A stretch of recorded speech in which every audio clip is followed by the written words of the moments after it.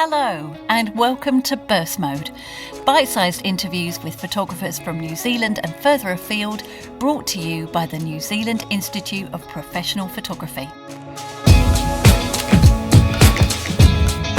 Burst Mode has a really simple format. Each photographer I've had the good fortune to sit down and chat with is asked the same 10 questions, including who are they inspired by, how their love of photography started, and whether they consider themselves to be an introvert or an extrovert. The interviews are generally no longer than 15 minutes and bring you closer to image makers in the time it takes you to go for a quick stroll with the dog. I'm your host, Lucy Cooper. I'm a photographer lucky enough to live in the beautiful Wairapa region of Aotearoa, and as well as making images, I love creating audio stories. In today's instalment of Burst Mode, I chat with Timothy Lomax. Based in Christchurch, Tim's first foray into photography was via his love of fashion design, but more recently he's extended into documentary and street photography. Tim's thoughtful, sensitive and deeply compassionate approach to his craft has rightly attracted a good deal of attention, with recognition at the NZIPP Iris Awards both in 2019 and again this year, and a very successful solo exhibition at Christchurch City Library in early 2021. As well as being a really exciting photography talent, Tim is a huge advocate for the NZIPP, and he draws both inspiration and support from fellow members. I honestly would not be the photographer, let alone the person I am, without the NZIPP. So please join me and Timothy Lomax for this episode of Burst Mode.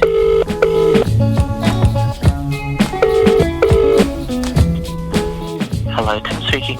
Oh, hello Tim, it's Lucy. How are you? Good, thank you. Sorry, I was just moving my laptop. That's okay. You're allowed to move your laptop. My name's Timothy Lomax. I'm New Zealand Student Photographer of the Year 2019, as well as Expressive Photographer of the Year finalist 2021. So, cracking in to the top question, which is, how did your love of photography start, Tim? I've been on quite the journey, I guess. I originally studied fashion design, so I was really inspired by garment design, and this led me to working in Melbourne for a little while in fashion retail, and it was there where I bought my first camera and started really getting into the idea of fashion and beauty portraiture. So once I bought that first camera, you know, when you first get it and you're trying to figure out how the relationship works between ISO and shutter speed and aperture, and I think it just really captured my imagination, and I knew that it was something I really wanted to learn more about. So I eventually decided to come home and enroll for some formal training here at in Christchurch. Okay, next question. What or who has influenced your photography career? Oh God, this is, so much. So much. I think the main one is life. And I know that sounds a bit cheesy, but I've always had some struggles with mental health, and so creativity, whether it was fashion design and now photography, has kind of become an outlet for me to explore or ask the big existential questions of myself or society, but I can do it through a creative medium. So that's probably one area, but I'm inspired by heaps of different artists, like musicians, so like Stephanie Germanotta, Banks and Aurora have been musicians that I've been inspired by. Usually I get inspired by lyrics and music. Mm-hmm. And also, of course, fashion designers like Alexander McQueen or Mugler or Iris Van Herpen. She's amazing. So fashion and beauty has always been a source of inspiration. And of course, quite a few photographers in there, if you want me to name some names. Yeah, go on. So I guess fashion photography has always been the main pull. So people like Nick Nice and Lindsay Adler have been huge inspirations, Jessica Kobisi, and then I've got a few Japanese photographers that I have been researching into like Daido Moriyama and Yoshinori Mizutani. And then I've recently been getting into film photography, which I want to explore more. So people like Joe Greer, Jason Kummerfeld, and Willem Verbeek are really inspiring, as well as all the people I've met at NZIPP actually as well. Now, you've not been on the planet terribly long, but so some of these questions, but you've lived a big life already. But how has your practice changed over time, and why? I think I'm more open to exploring different areas. There's a part of me that constantly tries to figure out my genre or my signature or, my lane that I need to stick to. But I think just because of my personality and how I'm inspired, I tend to gravitate towards multiple areas. So I'm just trying to loosen up in that aspect and just let my instinct take me down those roads. And so I guess I've just tried to stop being so hard on myself and stop putting these expectations on what my work needs to be, and it needs to be, X, Y, and Z. It has to be grandiose for it to be important, or it has to be a super important subject. So I think I've just tried to let go of that and get back to that, I guess, childlike approach where everything is exciting and everything kind of pulls your attention. So I'm just going to continue to follow my intuition. But I guess, skills have matured a bit. I've got a sharper eye. But yeah, just really trying to figure out who I am as a photographer still, I think. But that's part of the excitement. It's never ending. You're always changing and growing. And so I think that's the good thing about photography too, is it keeps you on your toes. Well, what's the most challenging situation you found yourself in as a photographer, and how did you survive it? I think it would have to be my Japan documentary project. I think that was huge. Going into my final year at ARA, we had to do a final project, and I guess I looked at it and I didn't want it to just be a tick in the box for me to, finish my qualification. And so I really reflected for a long time of what's a body of work I could create that will be a defining foundation for me as a photographer, or that will challenge my perception or my skills even from what I'd learned the years before. So once I got to Japan, I was very aware that this was people's lives and this was people's experience and collective trauma, and I had to navigate that appropriately because I didn't want to commodify it or intrude or cross boundaries. But I think having gone through the Christchurch earthquakes, that was quite that let the people know that I was talking to that we'd been through similar sort of experiences, and I think that kind of let me in a little bit more, which was quite good. So while I was there, I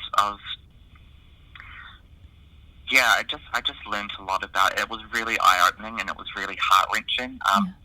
And even now, it still makes me quite emotional of the stories I learned there.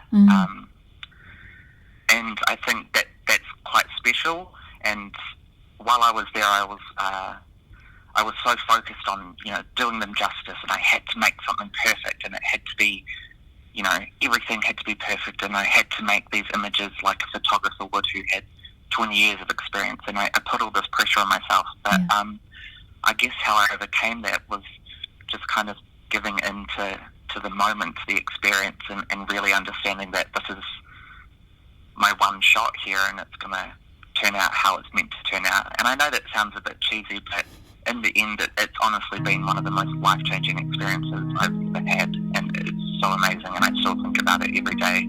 And the people I met there, truly, truly incredible. Now, again, as you are very young still, which is wonderful. But thinking back to you as a young person, what advice would you give to your young self? Oh God, I think it's advice I still need to take. But I think I just need to stop being so hard on myself. I'm a chronic perfectionist, and whatever I create is always never good enough. And no matter how much work I put into it, or there's always moments where I'm like, I love this, and then 5 minutes later I'm like, oh, but this is wrong and this is wrong. So I think I really got to, I'll give that advice to my younger self, but also to myself now. I just need to stop being so hard on myself and ease up on the pursuit of perfection. Yeah. Because I don't think it exists. No, exactly. I've read a few interviews and you're a huge advocate of the NZIPP. What benefits have you found to belonging to the NZIPP? I honestly would not be the photographer, let alone the person I am, without the NZIPP. Like, the people I've met through NZIPP over the past 4 or 5 years are honestly like family. And and again, I know this sounds probably so cheesy, but just being around like-minded people, probably for the first time in my life, I've actually felt accepted into a community and celebrated, and we can all talk about photography and different ways we approach things, and so there's an unlimited wealth of experience and inspiration, but even history, like the fact that we've been around since the 1930s, I think that's incredible, and I think being a part of that history is really special. Yeah. And even just being able to create these community-based events, whether it's how to help with your business or sharing each other's creative projects, or we celebrate with each other, but we also support each other through the hard things. And I think as a creative, it's quite easy to isolate yourself and be a self-practitioner, but having those people around you can really, really make a difference in how you see your work, but also how to move forward with your work too. So I really do think it's quite a special community we've got. Now, this is a question I've been looking forward to asking you, and you've given us kind of some glimpses already, but what are your upcoming projects? Yeah, so I think I'm still in recuperation mode from my previous project. So, again, trying to practice that, not being so hard on myself and expecting myself to get straight back out there again. Yeah. But yeah, with my move to Japan coming up, I've got a few ideas for some personal projects that I would like to maybe look at doing over the next year or two. One of them would be creating a book, and I would go around Japan documenting Japanese artisans from around the country, and hopefully give an in-depth look into some of the fading creative practices just due to depopulation or, generations not sticking around in the countryside to learn these centuries-old techniques. So I think it would be quite special to create a beautiful book with all these traditional artworks, like creating the obi with like the silk threads or the wood carving or even the block prints. There's so much there to look into. Now, I can't pick this. This is my one of my favourite questions, and Esther Bunning came up with this one. Are you an introvert or an extrovert? I can't tell. I think a lot of people think I'm an extrovert, but I'm very introverted.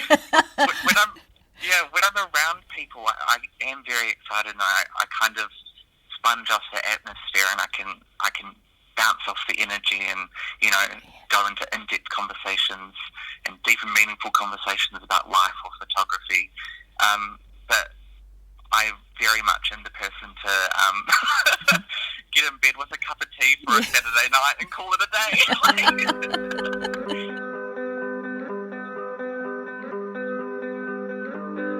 Final question for you today, Tim. What's your most invaluable photographic accessory, and how do you use it? Oh, so many. You can pick your top 3. I think in the studio, my go-to is always a beauty dish. I love the catch light that a beauty dish creates, and I tend to have a diffuser on that. Okay. And actually at conference recently, Richard Wood had that really cool idea where he put the grid on top of the diffuser, and I never thought to do that, but that was a really good touch. Awesome. And then just my go-to street photography kit is my X Pro 3 and my 35mm 1.4, just because I think the mirrorless system is quite compact and it's not threatening on the street. So when I'm trying to get environmental portraits, I think it can put people at ease. And just in regards to me learning film recently, I've really loved Ilford's HP5, like the black and white films or the film range through there. So I've always got my W35 with me as well, and just it gives me that time to meditate on the shot a bit more with film, and that's what I enjoy with that. So yeah, lots of things. Now, how can people kind of follow your work and find you on the great worldwide interweb? Well, I'm currently trying to come up with a good website, and again, the perfectionist in me is delaying that a bit, but you can always find my work and what I'm doing on my Instagram page, which is lomax.imagery.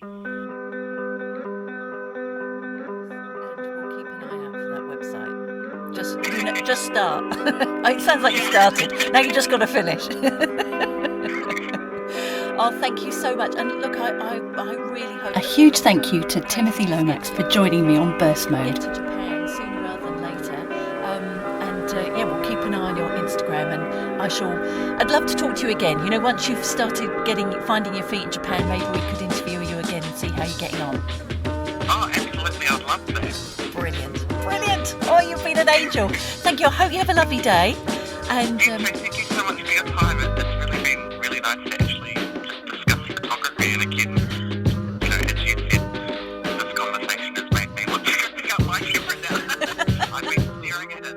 Burst Mode is produced and edited by me, Lucy Cooper, and supported and sponsored by the New Zealand Institute of Professional Photography. Huge thanks to Catherine Katanak and Esther Bunning for supporting the idea for this podcast in the first place, and to Esther for doing all the legwork, teaming me up with these wonderful artists. My special thanks also go to Jen Olsen for sourcing the music.